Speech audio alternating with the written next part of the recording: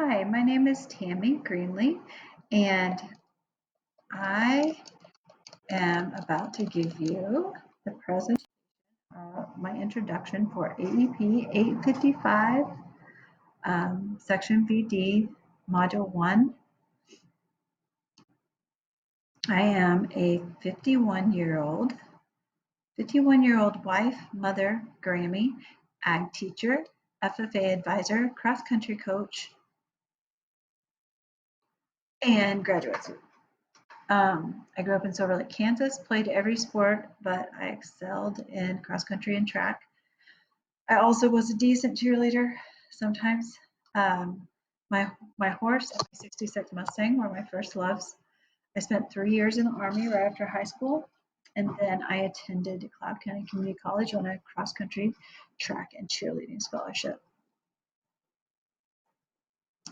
While attending Cloud County, I met the love of my life, and we had our first daughter in 1992 during our last semester there. My husband is half Hispanic and grew up with just his mother in his life. He never knew his biological dad. I grew up with both of my parents staying married, and I went to the same school all of my life. He was all over at different schools. So this created some interesting theories while we were raising our girls, coming from two totally different social and family backgrounds.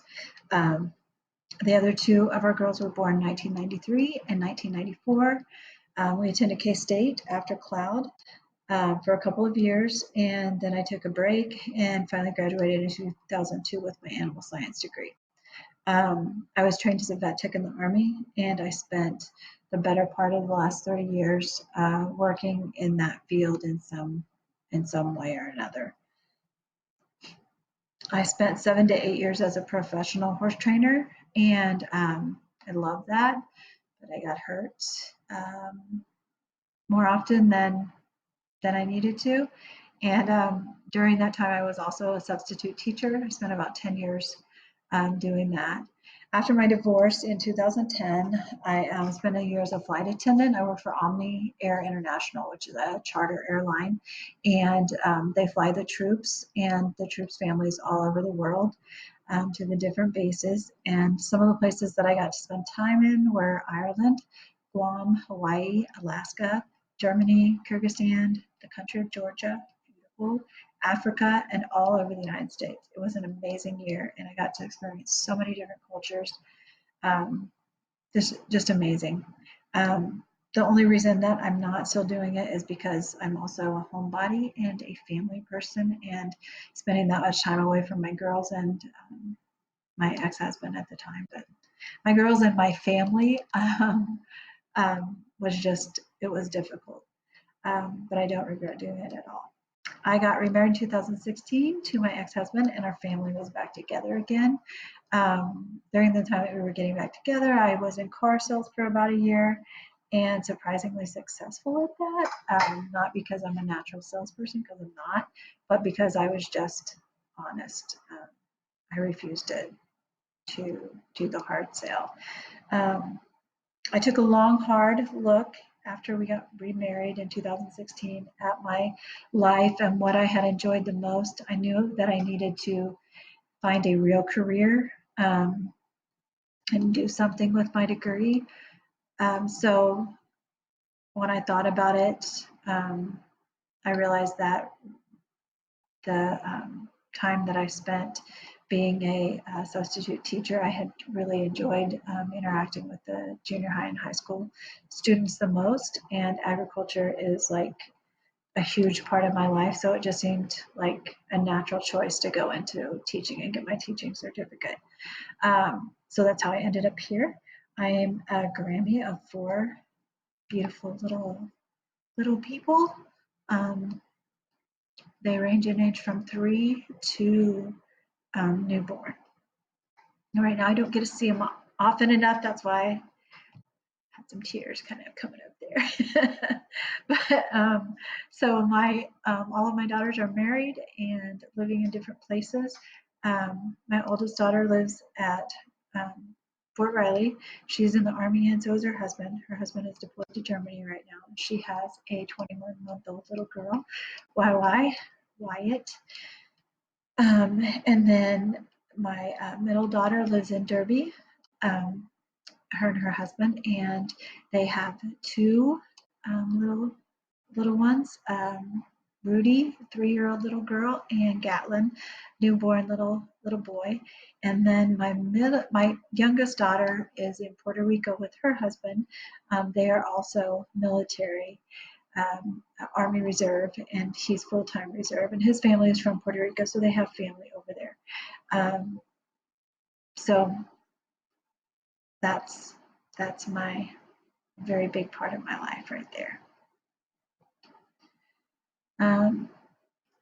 Why do politics influence schools, but did not necessarily move school leaders to take action based on politics? Politics influence just about everything. It's important for kids to know the way that it works and what the issues are. Know that it is important to vote. School leaders know that politics will influence board elections and possibly school administration hiring, but their actions should be based on the standards and what is best for the students. Why did standards focus on outcomes and seemingly split the work and skills of a profession from knowledge and wisdom of that profession? This question was a little confusing for me. I think what it's getting at is that schools need a collective effort to deal with what is best for the students. So leaders must be team players, even though we have knowledge and wisdom to make decisions. You can't make decisions on your own. You've got to have advice from teachers, board members, other staff, the community. It takes a village, basically. Why the standards evolved to explicitly call for school leaders' direct action. It is necessary for school leaders to know and understand politics and use it to fight for the rights of the students and underserved families. School leaders have to stretch budgets to take care of underserved students. It takes action on the part of school administrators to make the school run the way that it should and have a budget that they're able to do it with. Why school leaders must become political activists on behalf of students and their families. If school leaders don't become political activists on behalf of students and their families, that is when we are no longer doing the best for our students. School leaders may not bring politics into the school, but they use politics to make sure the school is funded the way that it should be, or at least to the best of their ability. Why do politics surrounding educational policies provide the strongest connection between what school leaders feel and do and their abilities to strategically think about how to handle it all? It is a connection that they deal with on a daily basis. Their job is to make sure that the students and staff get the resources they need to give the students the education that they need to survive and thrive in the real world after graduation. They use educational politics to help the school get the resources it needs to accommodate as many students as is necessary.